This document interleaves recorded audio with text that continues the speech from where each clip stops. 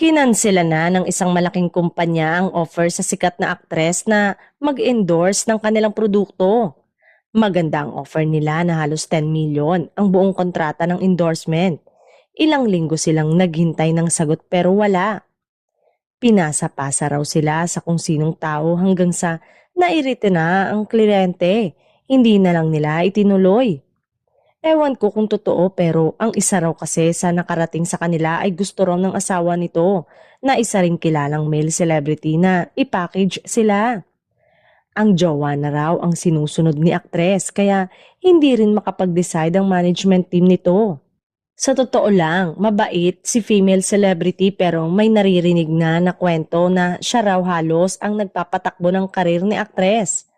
Sabi raw ng kumpanyang nag-alok sa kanila na isa lang talaga ang gusto nilang endorser at hindi ang couple.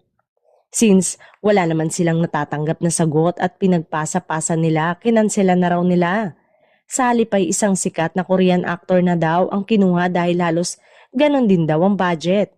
Abangan natin kung bago matapos ang taong ito at darating si Korean actor para i-promote ang naturang kumpanya.